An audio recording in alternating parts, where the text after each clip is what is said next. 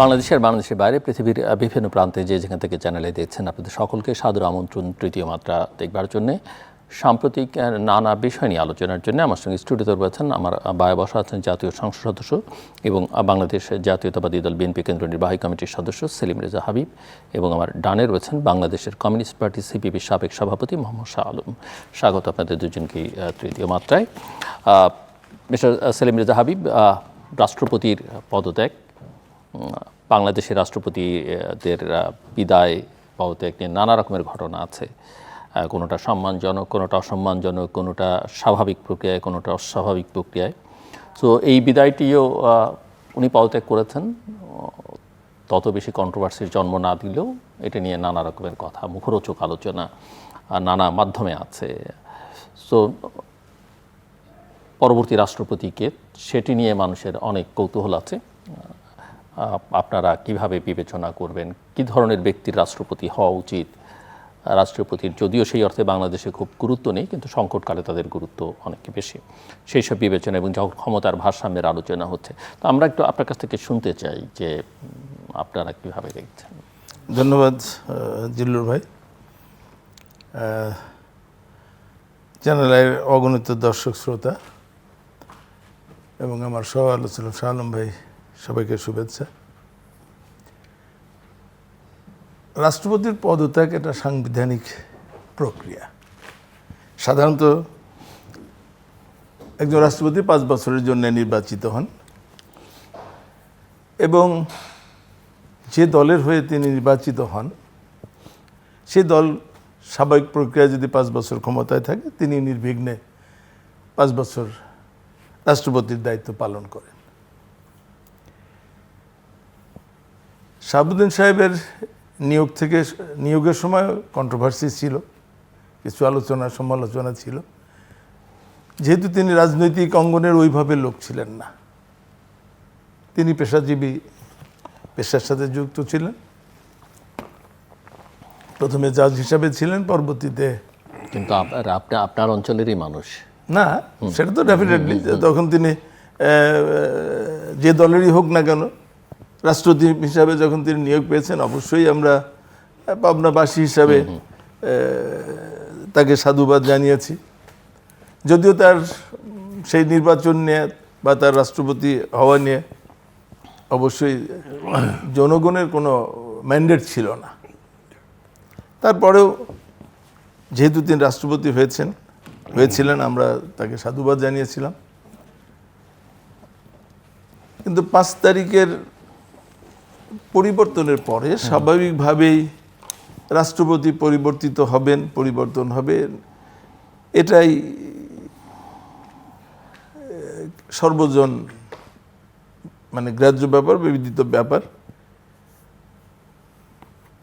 যখন interim government ক্ষমতায় নিলেন, তখন রাষ্ট্রপতির ইমপিচমেন্টের ব্যাপার বা রাষ্ট্রপতিকে ক্ষমতা থেকে সরিয়ে দেওয়ার ব্যাপারে বর্তমান বিরোধী দল এবং নতুন যে এনসিপি বা তখন যারা ক্ষমতার আশেপাশে ছিল, সবাই চাপ সৃষ্টি করেছিল যে প্রেসিডেন্টকেও অব্যাহতি দেওয়া হোক। কিন্তু বাংলাদেশ জাতীয়তাবাদী দল একটি রাজনৈতিক দল এবং এই দলটি রাষ্ট্রীয় ক্ষমতায় বহুবার জনগণের নিরপেক্ষ ভোটে নির্বাচিত হয়ে তারা রাষ্ট্র ক্ষমতা পরিচালনা করেছে। যেখানে প্রধানমন্ত্রী, স্পিকার থেকে সবাই পালিয়ে গিয়েছে, তখন একমাত্র সাংবিধানিক ধারাবাহিকতা বজায় রাখার জন্য, অব্যাহত রাখার জন্যে একমাত্র রাষ্ট্রপতি ছিল শেষ ভরসা। সেই সময় যদি রাষ্ট্রপতিকে ইমপিচমেন্ট করা হতো, তাহলে এটা সাংবিধানিক শূন্যতার সৃষ্টি হতো।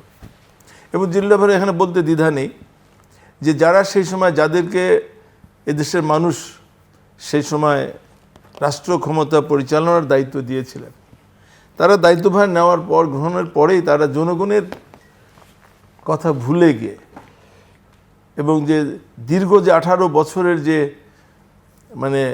বিরামহীন সংগ্রাম, যে আত্মত্যাগ, যে রক্তপাত, যে মামলা হামলা, গুম খুন, যে গণতন্ত্রহীনতা, ভোটের অধিকার শূন্য মানুষ তাদের কাছে প্রত্যাশা করেছিল যে দ্রুত তারা একটি নির্বাচন দেওয়ার প্রক্রিয়া যাবে এবং দ্রুত সাংবিধানিক ধারাবাহিকতা বজায় রেখে তারা ক্ষমতা হস্তান্তর করবে।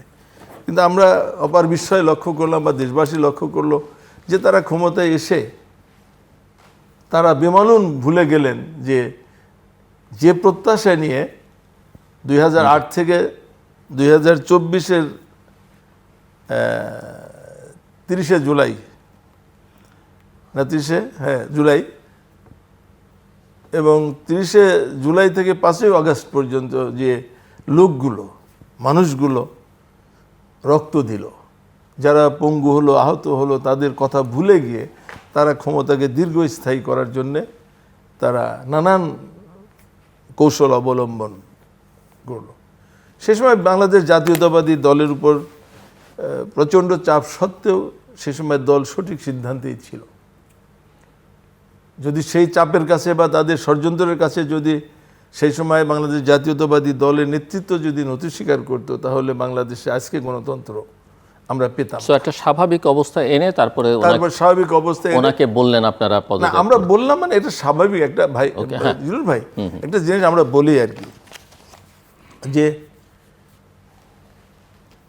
আমরা দীর্ঘ যারা আন্দোলন সংগ্রামে ছিলাম তারা স্বাভাবিকভাবে একটা নির্বাচন প্রত্যাশা করেছিল এবং সেই নির্বাচনে আমরা প্রত্যাশা করেছিলাম যে আমরা মনোনয়ন প্রত্যাশী আমরা যারা ছিলাম, এবং একজন রাজনীতিবিদের তো অবশ্যই একটা চাওয়া থাকে যে আমি সংসদ সদস্য হব, জনগণের কাছে যে সমস্ত প্রতিশ্রুতি দিয়েছে সেই সমস্ত প্রতিশ্রুতি বাস্তবায়ন করব, আমার এলাকার উন্নয়নের যে সমস্ত অসঙ্গতি আছে সেই অসঙ্গতিগুলো পূর্ণ করে জনগণের সেবার জন্য আমরা ভালো কিছু করব।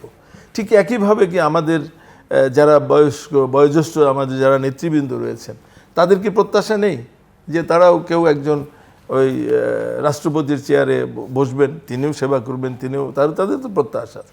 সুতরাং এটা স্বাভাবিক প্রক্রিয়া। এখানে যে আমরা ইচ্ছা করলাম এই কারণে না যে তার সাথে তো বাংলাদেশ জাতীয়তাবাদী দলের কেমিস্ট্রি তো খুব খারাপ ছিল না, এখনো যদিও তার নিয়ে নানান কথা হচ্ছে যে নানান ধরনের অভ্যুত্থানের পরে তো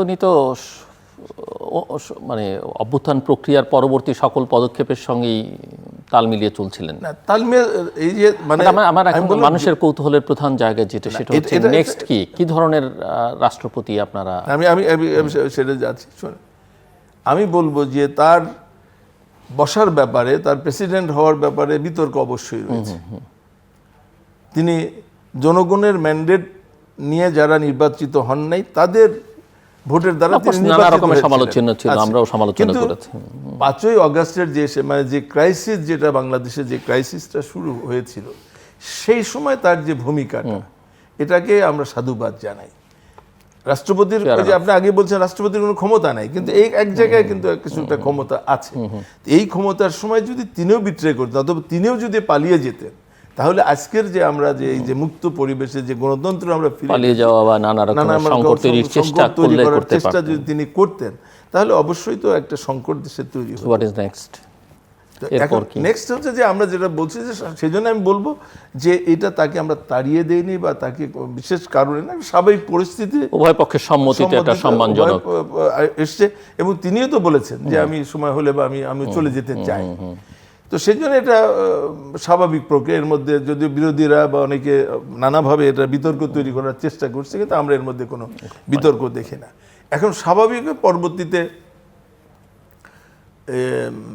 যে আমাদের প্রত্যাশিত রাষ্ট্রপতি কে, আমাদের দলে একাধিক যোগ্য ব্যক্তিত্ব রয়েছে, রাজনীতিবিদ রয়েছেন, পোর খাওয়া রাজনীতিবিদ রয়েছেন, যারা যে কেউ এখানে রাষ্ট্রপতি হয়ে আসতে পারেন। তো সেক্ষেত্রে আমাদের দল, এরকম আলোচনাও আছে যে রাজনীতিবিদের বাইরে কেউ আসতে পারেন, আমার আগে গুরুত্বপূর্ণ দায়িত্ব ছিলেন, এরকম আসতে পারেন, নানা রকমের কথাবার্তা। হ্যাঁ, আমি একজন রাজনীতির ক্ষুদ্র কর্মী হিসাবে, বিএনপির একজন কর্মী হিসাবে আমি এটা বিশ্বাস করি না। আপনি বিশ্বাস করছেন যে আপনার দলের নেতৃবৃন্দের মধ্য থেকে কেউ হবেন? এই রাজনীতিবিদের বাইরে কাউকে রাষ্ট্রপতি হিসাবে ওইভাবে নিয়োগ দেওয়ার সুযোগ এই মুহূর্তে আছে কিনা আমি জানি না। Thank you. আমি আসবো আবার আপনার কাছে, মোহাম্মদ শাহ আলম। সো এই পুরো রাষ্ট্রপতির পদত্যাগ এবং তৎপরবর্তী ঘটনা প্রবাহ সামনের দিনগুলোতে নতুন রাষ্ট্রপতি কে হবে মানুষের কৌতূহল থাকবে।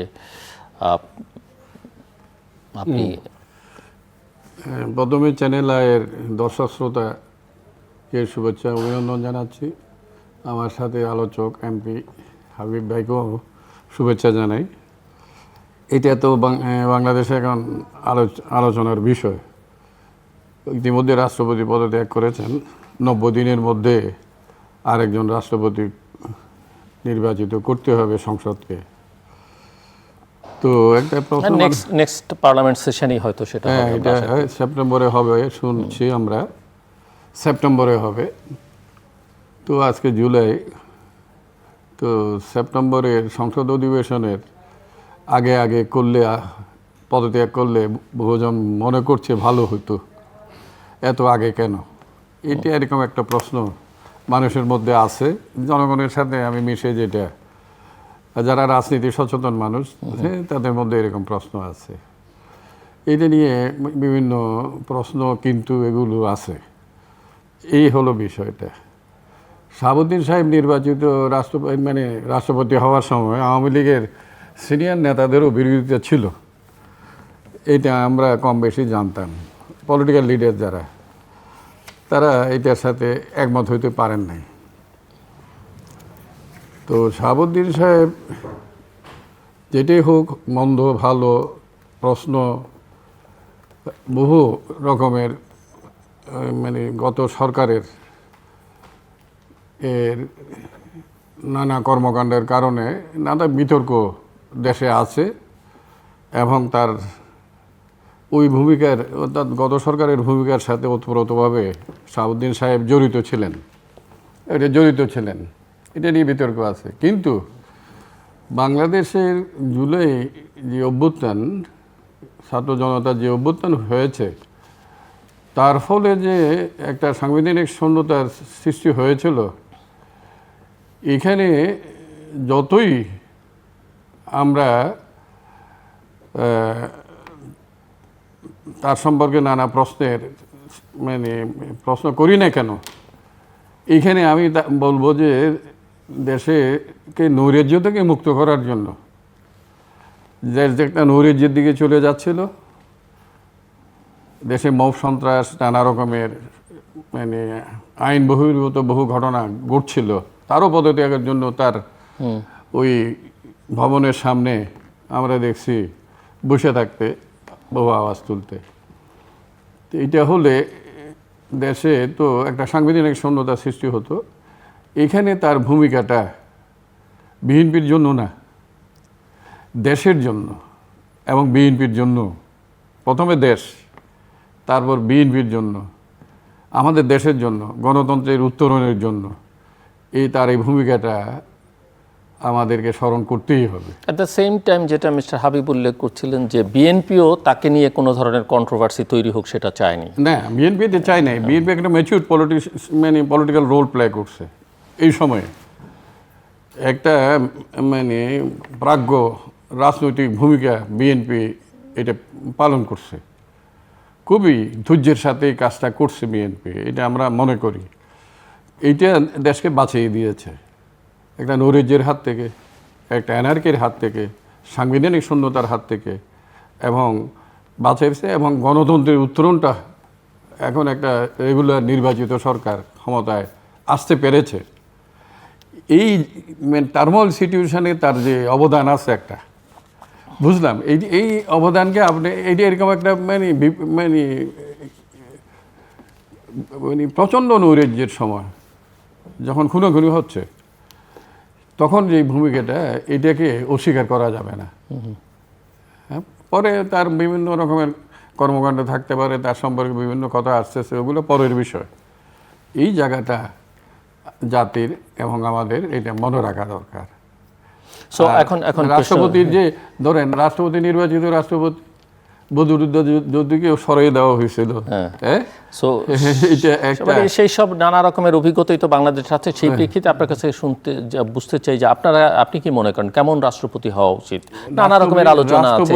কেউ বলছেন বিএনপি, যেমনটা মিস্টার হাবিব আশা করছেন, তার দলের সিনিয়র নেতারা বেশ কয়েকজন আছে, তিনি মনে করেন তারা হতে পারেন। কেউ মনে করেন বা করিডোরে এই আলোচনা প্রফেসর ইউনূস বোধহয় রাষ্ট্রপতি হয়ে আসবেন। কেউ বলছেন দু একজন সচিবের নাম শোনা যাচ্ছে, তারা হতে পারেন। বাট আপনি কি মনে করেন? আমাদের মানে দেশটা একটা মুক্তিযুদ্ধের মধ্য দিয়ে এই দেশটা জন্ম লাভ করেছে। একটা আর্ম স্ট্রাগলের মধ্য দিয়ে আমাদেরকে এই দেশটাকে পাকিস্তানের হাত থেকে মুক্ত করতে হয়েছে। একটা দীর্ঘ পলিটিক্যাল ফাস্ট এই দেশের আছে। কেউ দেশটাকে বিরাজনীতিকরণের দিকে নিয়ে যাচ্ছিল বহু জায়গায়, বহুভাবে। আমরা মনে করি যে প্রাজ্ঞ রাজনৈতিকবিদ এই রাষ্ট্রপতির পোস্টে আসা দরকার, কোনো আমলা না, প্রয়োজন নাই। রাজনীতিটাকে যিনি বুঝেন এবং তার দলের সাথেও তার রেপুটেশন আছে, কিন্তু এখানে আবার একেবারেই দল যা চাইবে সেরকম রাষ্ট্রপতি, আর একটা হচ্ছে ব্যক্তিত্ব সম্পন্ন একজন রাজনীতিবিদ হোক, কিন্তু তার একটা রাষ্ট্রপতি মর্যাদার, যদিও তাকে মানে যদি তিনি সংসদ সদস্য হয়ে থাকেন সেই পদ ছেড়ে আসতে হবে, দল ছেড়ে আসতে হবে, সেটা যেমন একটা দিক। তার একটা দিক হচ্ছে যে তিনি দলের ঊর্ধ্বে দেশের স্বার্থে প্রয়োজন হলে কাজ করবেন। নিঃসন্দেহে তিনি সেই দলের আদর্শে বিশ্বাস করেন। তো সেরকম কোনো নাম বলতে চাচ্ছি না, কিন্তু এখানে তো ভাবভর্তি অর্থাৎ ন্যাশনালি অ্যাকসেপ্টেড এলিমেন্ট আছে মনে হয়, ন্যাশনালি, নট অনলি দল, সেরকম অ্যাকসেপ্টেড এলিমেন্ট আছে। তার মানে সাংস্কৃতিক মান, মূল্যবোধ, পার্সোনালিটি, মানে রাজনৈতিক দূরদর্শিতা, এরকম এলিমেন্ট আছে। এবং বাংলাদেশের মুক্তিযুদ্ধকে ওন করে সেরকম এলিমেন্ট আছে। বাংলাদেশের মুক্তিযুদ্ধকে ওন করা এলিমেন্ট রাষ্ট্রপতি হওয়া প্রয়োজন আর কি। মোটামুটি বোঝা গেছে যে আপনার ইঙ্গিত। মিস্টার সেলিম রেজা হাবিব, প্রশ্ন হচ্ছে যে একেবারেই দলের কথায় চলবে এরকম রাষ্ট্রপতি, নাকি রাষ্ট্রপতির মর্যাদা রক্ষা করে চলবে সেরকম রাষ্ট্রপতি?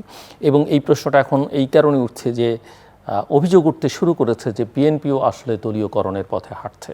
সাম্প্রতিক কিছু কর্পোরেশনের দলের লোকজনকে বসানো এবং আরও নানা ক্ষেত্রে, কিন্তু বিএনপির গত 15, 16, 17 বছরের যে সংগ্রাম এবং যে অঙ্গীকার, যে আকাঙ্ক্ষা বিএনপি ব্যক্ত করেছে, তার সঙ্গে কেউ কেউ মনে করছেন যে সেখান থেকে বিএনপি বোধহয় আবার বিচ্যুতির পথে হাঁটছে। যদিও অনেকেই আবার মনে করেন যে সময় এখনও ফুরিয়ে যায়নি, বিএনপি এখনও আবার রাইট ট্র্যাকে আসতে পারে।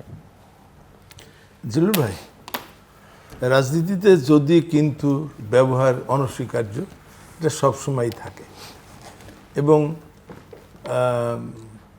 বিরোধী দল এবং রাজনীতি সচেতন মানুষ কিছু, আর কিছু মানুষ আছে রাজনীতিকে অপরাজনীতির দিকে নিয়ে যাওয়ার জন্য আলোচনা করেন। তো সুতরাং এগুলো থাকবেই। আমাদেরকে যেটা দেখতে হবে যে একটা দল যখন রাষ্ট্র ক্ষমতার দায়িত্বভার গ্রহণ করে, তখন সে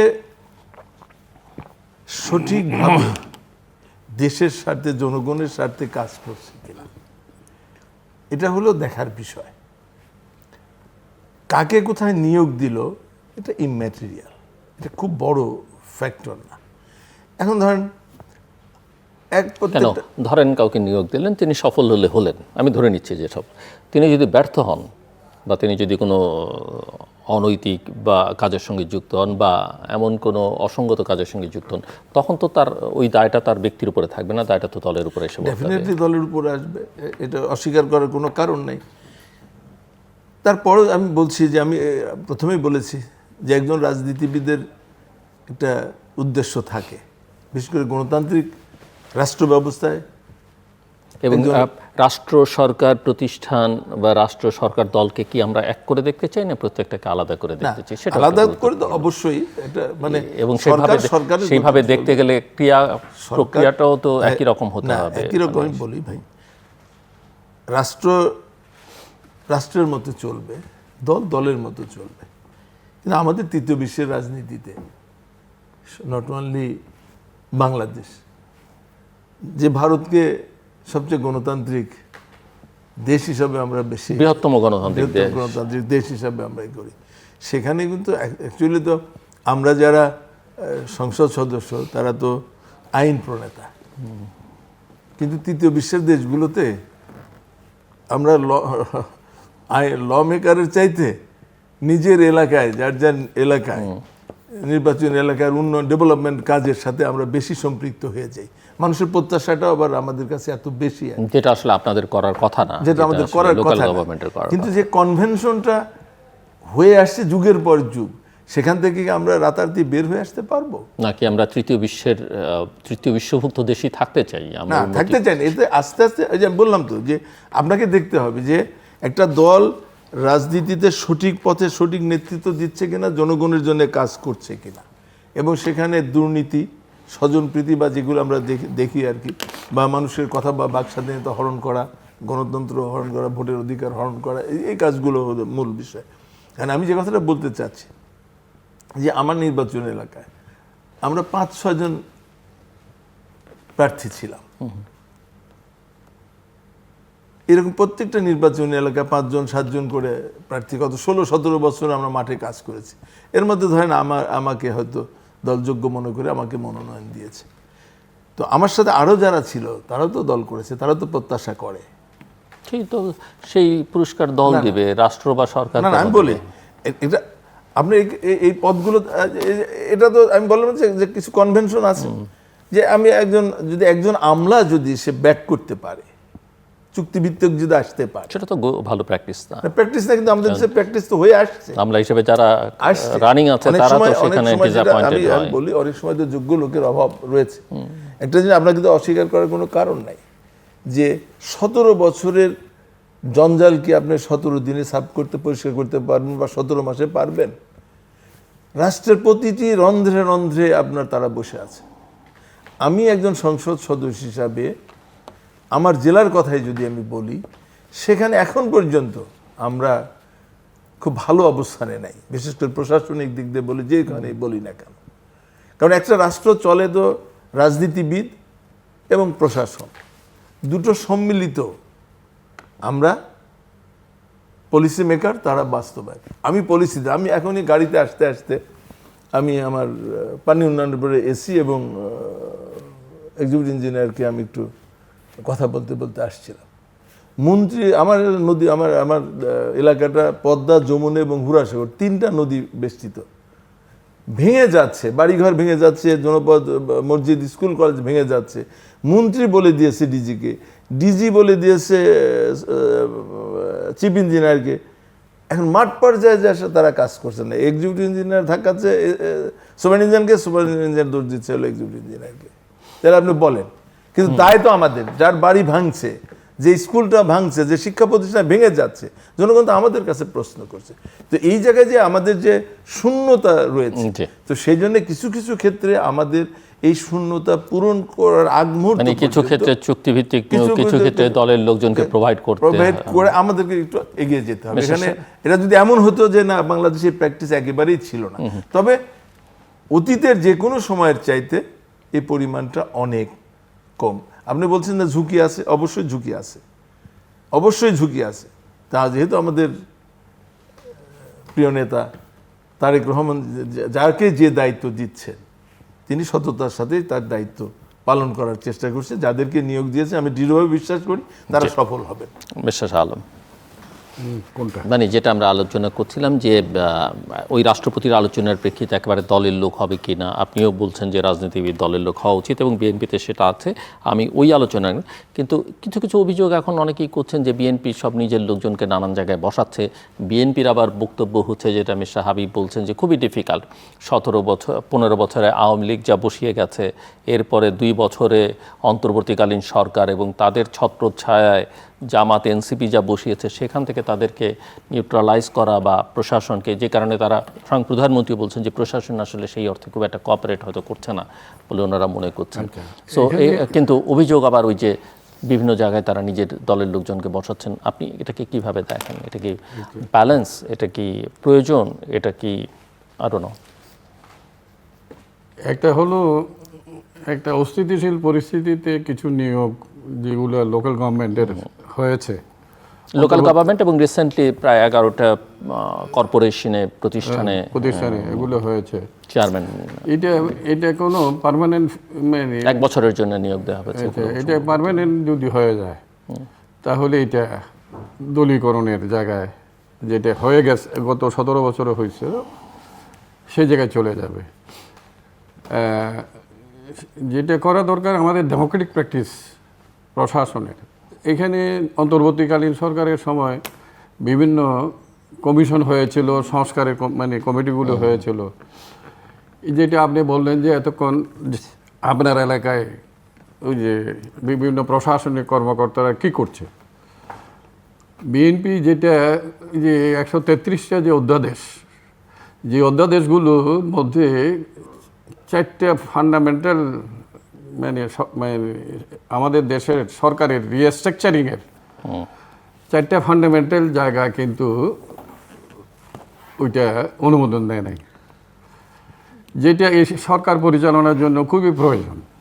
একটা হলো লোকাল গভর্নমেন্টের এম্পাওয়ারমেন্ট, সেটা ওই হাসিনার আমলে যেটা ছিল সেটা আমলা এবং এমপি তন্ত্র যেটা ছিল সেইটাই বহাল রয়ে গেছে, এই জায়গাটা বহাল রয়ে গেছে। এই জায়গাটায় যে উপজেলা যেটা, সেই উপজেলা লোকাল গভর্নমেন্ট স্থানীয় সরকারের যদি ক্ষমতায়ন না হয় তাহলে ডেমোক্রেসি সাস্টেইনেবল ডেমোক্রেসি হবে না। আমি অন্তর্বর্তীকালীন সরকারের ওই যে ইউনুসের সময় ওই যে ওই লোকাল গভর্নমেন্টের দায়িত্বে ছিলেন, ওই মারা গেছেন হাসান আরিফ মারা গেছেন। আমি বললাম যে লোকাল গভর্নমেন্টের এম্পায়ার লোকাল গভর্নমেন্টের ছিল না পরে আসছে আসিফ ভুইয়া, হ্যাঁ পরে আসিফ আসছে, হাসান আরিফ ছিলেন, ওই ছেলেটা পরে আসছে আরিফ সাহেব, খুবই ভালো ভদ্রলোক। আমি বললাম যে লোকাল গভর্নমেন্টের এম্পাওয়ারমেন্ট ছাড়া সাস্টেনেবল ডেমোক্রেসি হবে না। লোকাল গভর্নমেন্টের এম্পাওয়ারমেন্ট ছাড়া লিডারশিপ, তৃণমূল থেকে লিডারশিপ গড়ে উঠবে না। ছাত্র সংসদে নির্বাচন ছাড়া পলিটিক্যাল লিডারশিপ তো বের হবে না ছাত্র সংসদগুলোর। আর এইদিকে লোকাল গভর্নমেন্টের ইলেকশন ছাড়া পলিটিক্যাল লিডারশিপ কেমনে আপনি আমলাদেরকে রিপ্লেস করবেন কেমনে? ওইটার এম্পাওয়ারমেন্ট ছাড়া তো ওইটা হবে না। ওইটা আপনি পার্লামেন্টে তোলেন, মানে এই জায়গায় আপনি বাইরের আমাদের কনস্পিরেসি আর ইন্টারন্যাশনাল কনস্পিরেসিগুলোকে আপনি মানে মোকাবিলা করতে পারবেন না লোকাল গভর্নমেন্টের এম্পাওয়ারমেন্ট ছাড়া। যদি প্রতিটি জায়গায় আমাদের ডেমোক্রেসির অর্গানগুলো থাকে, উপর থেকে কু করে বা ষড়যন্ত্র করে মানে দেশটাকে অস্থিতিশীল করা কঠিন। সেই প্র্যাকটিসে দেশটাকে নিয়ে যেতে হবে। এটা হলো একটা বিষয় বললাম। আরেকটা বিষয় হলো বিচার বিভাগের স্বাধীনতা। যে সচিবালয় যা অন্তর্বর্তীকালীন সব বহু ছুটি আছে, কিন্তু যে সচিবালয়টা করলো সেটাকে বাতিল করে আইন মন্ত্রণালয়ের হাতে, আবার যে বিচার বিভাগ কী বলে প্রশাসনের ওই যে ম্যাজিস্ট্রেটদের নিয়োগ, যেটা হাইকোর্ট করার কথা ছিল, সুপ্রিম জুডিশিয়াল কাউন্সিলের মাধ্যমে এসে যেটা হওয়ার কথা ছিল বিচার বিভাগে, এটা হচ্ছে বিচারক নিয়োগ, আর একটা হচ্ছে সুপ্রিম কোর্টের সেক্রেটারিয়েট।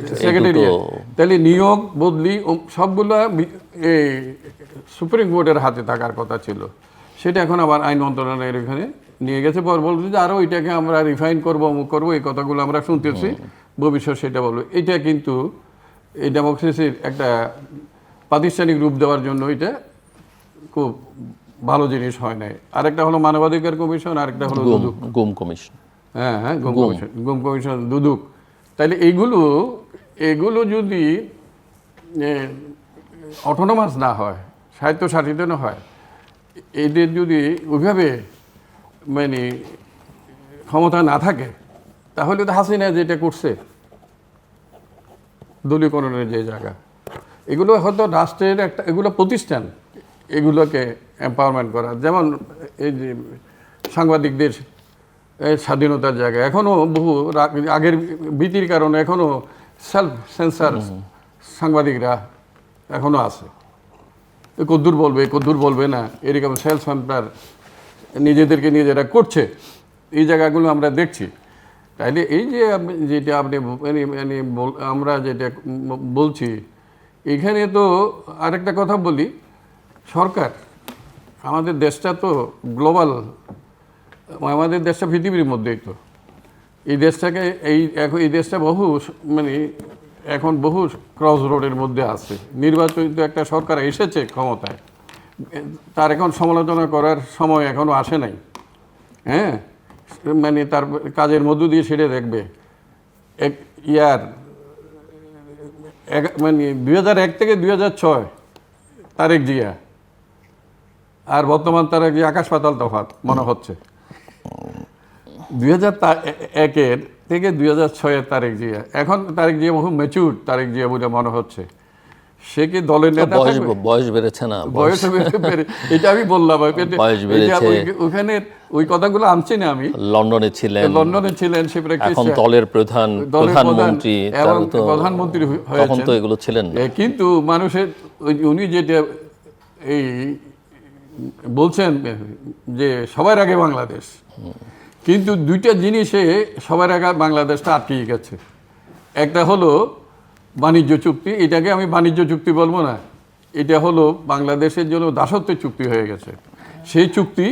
আর একটা হলো বন্দর, বিদেশিদের একটা সরকারের হাতে যদি একটাই বন্দর আমাদের আছে, সেই বন্দরই যদি সরকারের হাতে না থাকে, সরকার কেমনে চালাবে দেশ চালাইতে পারবে না তো।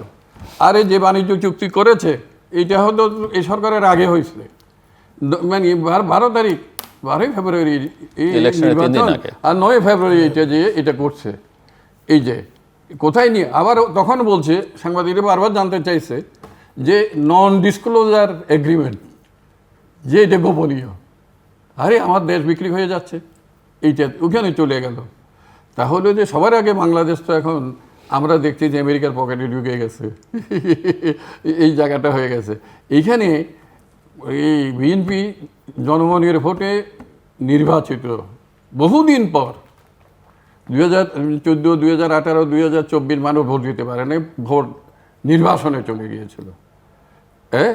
দেশ একটা স্বৈরতন্ত্র গণবিরোধী সরকারের বিরুদ্ধে একটা গণ অভ্যুত্থান হয়েছে। ওই আন্দোলনের মর্মেতে ছিল ডেমোক্রেসি, কিন্তু ওই আন্দোলনের ড্রাইভিং সিটে ছিল প্রতিক্রিয়াশীল এবং সাম্রাজ্যবাদী শক্তি। দুইটা ফেজ আছে এখানে, একটা হলো এইটার মর্মের ভিত্তিকে এটা ডেমোক্রেটিক মুভমেন্ট, কিন্তু এটার ড্রাইভিং সিটে যারা ছিল সেটা হলো এই সাম্প্রদায়িক প্রতিক্রিয়াশীল এবং সাম্রাজ্যবাদী শক্তি, এই দুইটা। এখনও এখানে ক্রাইসিসটা চলতেছে, এখনও তারেক গিয়ে অ্যালার্ম করতেছে, সেটা এই যে 18 মাসের এই ব্যাপারে বলছে, এবং গুপ্তকারা সেটা বলছেন, এটা অ্যালার্ম কিন্তু করছে। সরকার নির্বাচিত হয়েছে, কিন্তু সরকার পাওয়ার কনসলিডেট করতে পারছে বলে গ্লোবালি এবং এই দেশের নানা ষড়যন্ত্রকারীদের কারণে এখনো পাওয়ারটা কনসলিডেট করতে পারছে না। সেই জায়গাটায় সেটার সব এই দেশের সব মানুষের দায়িত্ব এটাতে আছে। আমি মনে করি যে ডেমোক্রেটিক প্রসেসটা দেশে যেটা শুরু হয়েছে সেটা যেন ব্যর্থ না হয়, সে ডেমোক্রেটিক প্রসেসটা এগিয়ে নিয়ে যেতে হবে। মিস্টার সেলিম রেজা হাবিব, আপনি বলবেন, কিন্তু একটা প্রশ্ন যে বলেন, এই সরকারও মার্কিন যুক্তরাষ্ট্রের খুব ঘনিষ্ঠ বা তার নির্দেশেই চলছে এরকম একটা ধারণা অনেকেই দেবার চেষ্টা করছেন, কিন্তু আমরা দেখলাম যে চুক্তি যাই থাকুক না কেন আরও অতিরিক্ত 10% শুল্ক বসানো হয়েছে এবং সেটা অ্যাভয়েড করতে পারেনি সরকার। এর আবার আরেকটা কারণ অনেকেই বলে থাকেন যে সরকার যেহেতু একটু চীনের সঙ্গে ঘনিষ্ঠতা বাড়াবার চেষ্টা করছে বা ঘনিষ্ঠ হবার চেষ্টা করছে বা একেবারেই চীনের সঙ্গে মাখামাখি করছে, তার কারণে এটা জিল্লুর ভাই, রাজনীতিতে এই ধরনের মিথগুলো সবসময় থাকে। প্রশ্ন হচ্ছে যে প্রেসিডেন্ট ট্রাম্প শুধু তো বাংলাদেশের শুল্ক আরোপ করে নাই, আরও 200টা দেশের উপরে করেছে।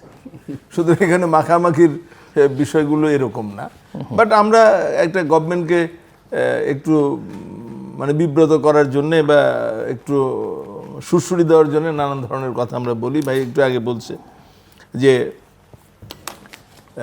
বিশেষ করে আমরা যে প্রেসের ফ্রিডমের কথা বলছে, ভাই আমি একটু কথা বলবো এটা, যে সেলফ সেন্সরশিপ করার মতো কোনো কাজ এই গভর্নমেন্ট কিন্তু করে নাই। বিশেষ করে আমাদের বর্তমান প্রধানমন্ত্রী যেভাবে তিনি চলছেন, এখানে কারো আতঙ্কিত হওয়ার মতো কোনো কাজ তিনি অন্তত করেছেন এরকম মনে হয় না। কিন্তু উল্টোটা কিন্তু আছে। আপনি মিডিয়াগুলো যদি একটু নজর করেন দেখবেন তারা কিন্তু এখনও একটা হেডলাইনের মাধ্যমে তারা এখন পর্যন্ত এই গভর্নমেন্টের অনেকেই তাদের পজিটিভ কাজগুলোকে খুব বেশি হাইলাইট করছে না। এখনও কিন্তু তারা এখানে অনেক মিডিয়া আছে যেগুলো এখনও পতিত স্বৈরাচারকেই বরঞ্চ নানাভাবে এখানে হাইলাইট করার চেষ্টা করছে নানাভাবে।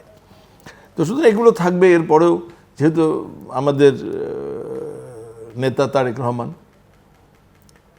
তার সম্বন্ধে নানান ধরনের গুজব আছে, যেমন আপনি বলেন যে অনেকে 2001 আর 2026 তারিখ এক না, কিন্তু আমি ওনার সাথে খুব ঘনিষ্ঠভাবে, উনি যখন বাংলাদেশে ছিলেন তখন আমি ঘনিষ্ঠভাবে আমি একটু মেশার সুযোগ ছিল, তখনও আমি সংসদ সদস্য ছিলাম, কিন্তু আমি তার ভিতরে কোনো কিছু কিন্তু দেখি নাই। এবং তার বিরুদ্ধে যে প্রোপাগান্ডা, যে অপপ্রচার, এই যে 18 বছর ক্ষমতার বাইরে তার কি দুর্নীতির প্রমাণটা সেই সময়কার আর্মি ব্যাকড গভর্নমেন্ট এবং গত 18 বছর যে আওয়ামী লীগ, কোথায় তার দুর্নীতির কি খুঁজে পেয়েছে আপনি বলেন? একটা মানুষ আপনি বৈধ এবং অবৈধভাবে যেভাবে আয় করেন না কেন, যদি আপনার কাছে কিছু টাকা আসে সেটা তো কোথাও থাকবে, হয় ক্যাশে থাকবে না কাইন্ডসে থাকবে। তোমার টাকাটা কোথায়? অথচ শেখ হাসিনা দেশ ত্যাগ করে চলে গেছে এবং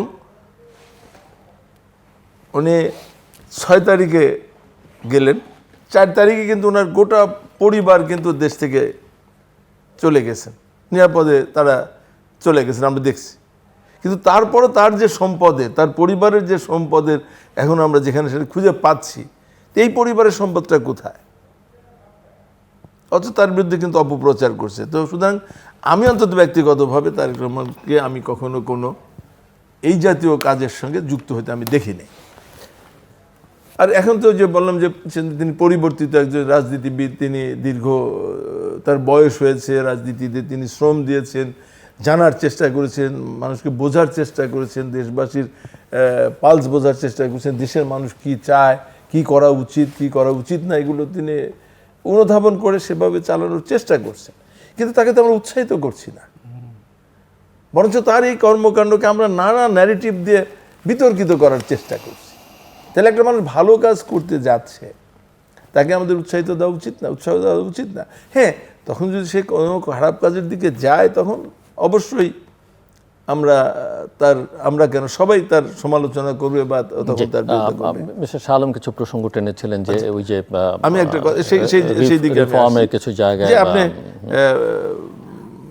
বিচার বিভাগের স্বাধীনতার কথা বলেছেন। আমি একটু উদাহরণ দিই, আমাদের শিক্ষা ব্যবস্থা নিয়ে একটু উদাহরণ দিই।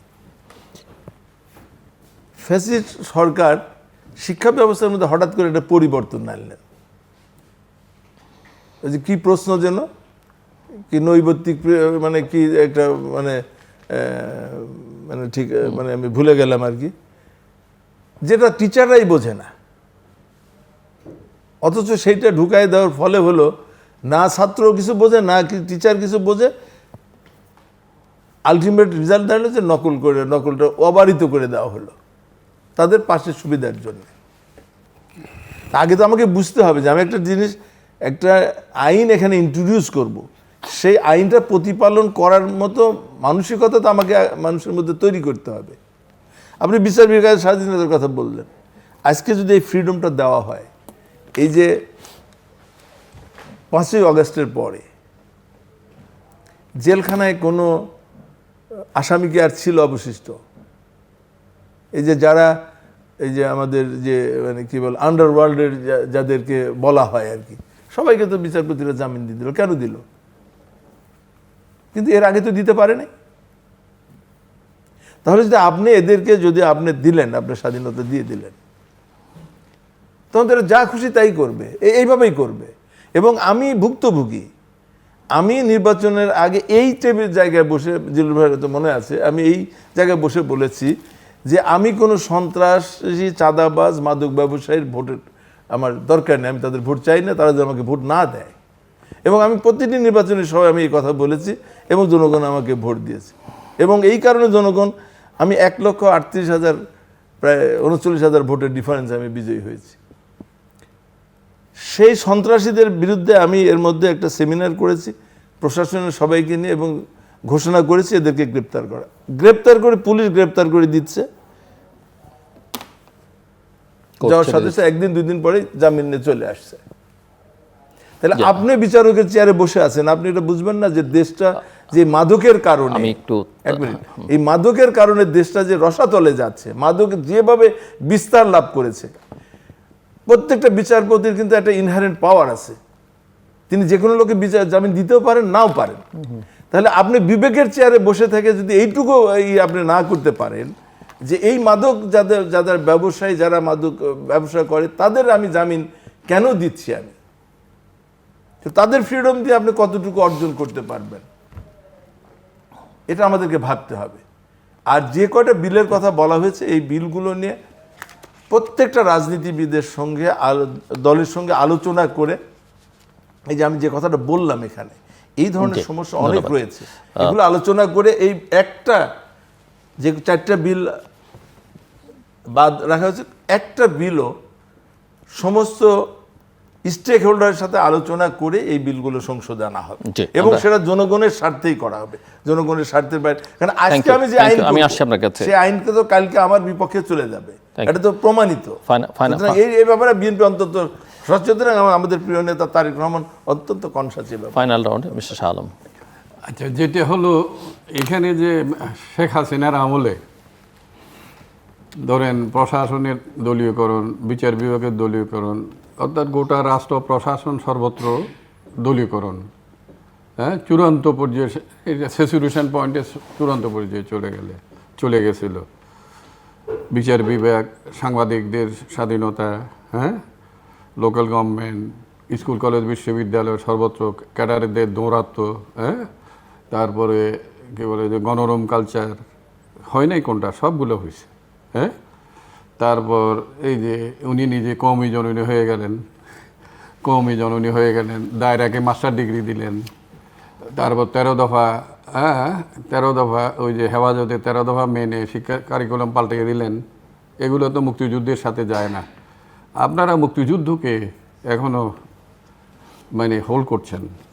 এখন 24 কতগুলো আছে, 24 দিয়ে মুক্তিযুদ্ধকে মুছে দিতে চাচ্ছে। কিন্তু আপনার আলোচনার মধ্যে, হ্যাঁ, যেটা দেখলাম আপনার স্বৈরাচারের বিরুদ্ধে যেটা যত বলছেন, কিন্তু আসল তারেক জিয়া যেটা বলছে যে 18 মাস, যে সালাউদ্দিন সাহেব বললেন 18 মাস তো দুর্নীতি বেশি হয়েছে। সালাউদ্দিন সাহেব এই যে অন্তর্বর্তীকালীন সরকারের সময়, সেখানে মব সন্ত্রাস সমুক আপনারা বললেন যে সেখানে মানে হত্যাকাণ্ড, আইনের শাসন যদি প্রতিষ্ঠা করতে হয় তাহলে সব ধরনের হত্যাকাণ্ডের বিচার করতে হবে, পুলিশ হত্যাকাণ্ড পর্যন্ত। কিন্তু আপনারা পুলিশ হত্যাকাণ্ড করতে পারবে না সেটা বলে দিলেন, ওইটার বিচার হবে না, তাহলে আইনের শাসন প্রতিষ্ঠা হবে না, হ্যাঁ। তার আপনি তো পুলিশরা আপনার কনফিডেন্স আসবে না। এই আর পুলিশরা যেটা করছে, শেখ হাসিনার আমলে দলীয় বাহিনী ছিল, হ্যাঁ, আপনার ওই আবার মানে আবার যদি ওইরাও দলীয় বাহিনী হয়, তারা যে এখন সাফার করতেছে, সে সাফারিস থেকে তো এই বাহিনী বাইর হইতে পারবে না। এখন যেভাবে সাফার করতেছে ওরা, ওইভাবে যেভাবে সাফার করছে আগে এই সময়, ওইখান থেকে দেশটাকে আপনাদেরকে ভোট দিছে মানুষ। হাসিনার যেই অপকর্ম যেগুলো করছে সেটার যদি রিভার্স করতে না পারেন তাহলেও বড় বিপদে আমাদের দেশটা আবার পড়বে। এইটা হলো মূল বিষয়। মানুষের প্রত্যাশা কিন্তু ওইখানে, আপনাদেরকে ভোট দেয় নাই। ওই যে অপকর্ম যেগুলো হয়েছে সেগুলোর জায়গাটায় যে রিভার্স করার জন্য আপনাদেরকে দিচ্ছে। সেই Democratic practice, being your political element, আপনার রাজনৈতিক কর্মী, আপনার ফুটিং হলো মানুষ। দল হয়ে আছে ঠিক আছে, কিন্তু আপনার মানুষটাই হলো আপনার মূল জায়গা। সেই জায়গায় যদি দাঁড়াইতে পারে তাহলে দেশটা অন্য জায়গায় যাবে। এখন দেখেন মুক্তিযুদ্ধের মানুষ আজকে যে মুক্তিযুদ্ধের মানে 7ই ছিল না, 5ই ছিল না, আওয়ামী লীগের এই যে অপকর্ম, যে সালমান রহমান সালামের পকেটের বাংলাদেশের সব সম্পত্তি যে ঢুকিয়ে দিল, নিজে কমিশনারি হইল, তারপরে যে গণরুম কালচার হলো, সর্বত্র মানে দলীয় ক্যাডার যেগুলো হলো, এই অপশাসনের কারণেই তো আজকে পার্লামেন্টে মুক্তিযুদ্ধ বিরোধী শক্তি ঢুকতে পেরেছে। এই যে এর দায়কার আজকে মুক্তিযুদ্ধের পক্ষের মানুষ যে সাফার করতেছে, আওয়ামী লীগের মানে তারা কোনো বেনিফিশিয়ারি না, লক্ষ লক্ষ কর্মী মানে সাধারণ মুক্তিযুদ্ধের পক্ষের মানুষ সাফার করতেছে। এখনও কি স্বৈরাচারের দোষর, এখনও বলো যে ভারতের দালাল, এটা দিয়ে এখনও মব করে, এখনও যাই হামলা করে, এখনও মানুষ ভীত সন্ত্রস্ত হয়। এবং এই আমি দেখলাম মানে সাংবাদিক জিল্লুর রহমানকেও নানাভাবে চিত্রিত করতেছে। তো এই জায়গাটা আপনাদেরকে প্রটেক্ট করতে হবে। অলরেডি কিন্তু তারেক জিয়া একটু দেখতেছি, আরও প্র্যাকটিসে বোঝা যাবে সামনে। তো এই আপনাদের লড়াইয়ের মূল জায়গা কোথায়? এই জায়গা এই যে আচ্ছা জিয়া রহমান মুক্তিযুদ্ধের মানে বিহার বঙ্গবন্ধু প্রথমে নিজে প্রেসিডেন্টের কথা বলছিল। যেহেতু আমি চট্টগ্রামের ছেলে, যুদ্ধের সময় আমি চট্টগ্রাম জেলা মানে নগর ছাত্র ইউনিয়নের সেক্রেটারি ছিলাম। রাজনীতি শুরু করেছি 66-এ। নোমান ভাই আর আমি একসাথে 68 সালে জেল খাটছি, 69-এ বের হয়েছি আমরা। মানে বাংলাদেশের ইতিহাস আমাদের কাঁধের উপর দিয়ে আছে। তাইলে যে কথা বলতেছি, জিয়া রহমান এক মানে ওই যে বেলাল মোহাম্মদ আর সন্দীপ, আবুল কাসেম সন্দীপ, ছাত্র ইউনিয়ন করতো সন্দীপ, মানে বেলাল মোহাম্মদ বললো যে আমরা মাইনর, আমরা মেজর। এখন বাংলাদেশের মানুষ এই মেজরের কণ্ঠ শুনতে চায়। জিয়া রহমান বললেন সেটা। জিয়া রহমান তো বঙ্গবন্ধুকে চ্যালেঞ্জ করে নাই। জিয়া রহমানের যে ঘোষণাকে যারা অস্বীকার করে তারা আহম্মক, আর যারা বঙ্গবন্ধুর সাথে জিয়াকে তুলনা করে তারা ভদ্রতা করে না। জি, মিস্টার সেলিম রেজা হাবিব। আমি সারমের কথা বলছি যে বিএনপি তো প্রথম এই যে যারা 36 জুলাইকে দ্বিতীয় স্বাধীনতা হিসেবে আখ্যায়িত করার চেষ্টা করেছিল, বিএনপি তো প্রথম এটার বিরুদ্ধে দাঁড়িয়েছে। কোনটা? এই যে 5ই অগাস্ট, দ্বিতীয় স্বাধীনতা বা যারা মুক্তিযুদ্ধকে ছোট করে জুলাইকে তারা বড় করে এটা তো বিএনপি প্রথম এটার বিরুদ্ধে দাঁড়িয়েছে। আমি বলছি ওখানে এবং উনি বলছেন ওখানেই থাকেন, নড়াচড়া করেন থাকেন। 71কে আমরা তো ভুললে তো আমাদের ওইখানে থাকেন, সুতরাং ওই জায়গায় না। তবে আমি যেটা বলবো যে আমি আমার প্রথমে বলেছি যে আসলে দেশটাকে বিপথে বা যে প্রত্যাশা নিয়ে 5ই অগাস্ট, সেটাই ইন্টারিম গভর্নমেন্টের যারা চিরদায়িত্বে ছিল তারা ধ্বংস করে গেছে। আমাদের দেশে গিয়ে এই সংবিধান সংশোধন করার লোক ছিল না। যখন স্বাধীন মালিককে দিয়ে কমিশন করা হয়েছিল, মানুষ আশাবাদী হয়েছিল, তিনি বাস্তববাদী, তিনি বুঝতেন যে দেশের মানুষের কি কোনটা প্রয়োজন। আমরা হায়ার করে আনাম আলী রিয়াজ সাহেবকে, তিনি এসে কিভাবে এটাকে আরো বিতর্কিত করা যায় এই আপনি বলেন। এই পয়েন্টটা আমি একটু বলবো, একটু সময় নেই। মানে এই যে দফাগুলো ওনারা চূড়ান্ত করলেন, 33 না কত দফা যে চূড়ান্ত করলেন, এটা করার জন্য 9 মাস বা 11 মাস সময় লাগে। শুধু টেনে টেনে যত লম্বা করা যায়। সুতরাং এই আবর্জনাটা, এই যে বললেন আমেরিকার সাথে যে চুক্তি 12 তারিখে হলো, 9 তারিখে কেন চুক্তি করতে হবে? এটা যে কোনো গভর্নমেন্ট বলতে পারে, নেক্সট গভর্নমেন্ট এটা করবে, জনগণের ভোটে নির্বাচিত সরকার এটা উনি করবে। 1 মিনিট যেহেতু বলতে চাইছেন, আমি আসছি 1 মিনিট জাস্ট, কি বলবেন? আমি যে আলী রিয়াজের ওখানে একদিন মাত্র আমি গেছিলাম, আমাদের প্রিন্স সেক্রেটারি হিসেবে সে গেছে। আমি আগে ওই প্রথম আলো 13 মে গেছি, 14 মে প্রথম আলো খুললে পেয়ে যাবেন। আমি বললাম যে আপনি 4 প্রিন্সিপাল বাতিল করে সংবিধান করতে চান, আপনি বিতর্কে কেন ঢুকছেন? হ্যাঁ, 4 প্রিন্সিপাল এটা এখন আকাশ থেকে আসা নেই, এটা 51 দফা, মানে 62 শিক্ষা আন্দোলন, মানে এই 6 দফা, মানে তারপরে 69 গণ অভ্যুত্থান, মানে 70 নির্বাচন, 71 মুক্তিযুদ্ধ, এর মধ্যে দিয়ে এই 4 প্রিন্সিপাল আমরা আনছি এই বাংলাদেশের। অর্থাৎ মানে ধর্মনিরপেক্ষতা যে জায়গা, এই জায়গায় আমি সেই জায়গাটা তাকে বলে আসছে যে আপনি যেভাবে বিতর্কে নিয়ে যাচ্ছেন, চাদরের বাইরে চাদরের বাইরে ঢুকাইতে পারবে। 1-1.5 মিনিটে শেষ করতে হবে। এই জায়গাটাই বলছি যে 47-এ যাবেন। আমি এটা বলছি যে বিএনপি স্বাধীনতার ঘোষকের দল, বিএনপি স্বাধীনতাকে অস্বীকার করা বা করার কোনো সুযোগ নেই, বিএনপি সেটা করেও নাই, করবেও না। তো এখন এই যে আলী রিয়াজ সাহেবরা যে দায় বিএনপির ঘাড়ে চাপিয়ে দিয়েছেন, সেটা থেকে বেরিয়ে আসতে তো একটু সময় লাগবে। ধন্যবাদ। একটু সময় দিতে হবে। এই 4-5 মাস একটা বাচ্চা শিশু জন্ম নিলে তাতুর ঘরে গন্ধ যায় না। দর্শক, অনুষ্ঠানের শেষ প্রান্তে আমরা সামাজিক যোগাযোগ মাধ্যম ফেসবুক, এক্স এবং ইউটিউবে তৃতীয় মাত্রা লাইভ স্ট্রিম হচ্ছে, আপনারা দেখতে পারেন। টেলিভিশনের পর্দায় দেখতে না পারলে যে কোনো সময় যে কোনো স্থান থেকে ইউটিউবে তৃতীয় মাত্রা চ্যানেলটি সাবস্ক্রাইব করে এই পর্ব বা পুরোনো পর্বগুলো আপনারা দেখতে পারেন। মিস্টার মোহাম্মদ শাহ আলম এবং মিস্টার সেলিব্রেজ হাবিব, অসংখ্য ধন্যবাদ এই আলোচনা অংশ নেওয়ার জন্য। দর্শক, আমরা রাষ্ট্রপতি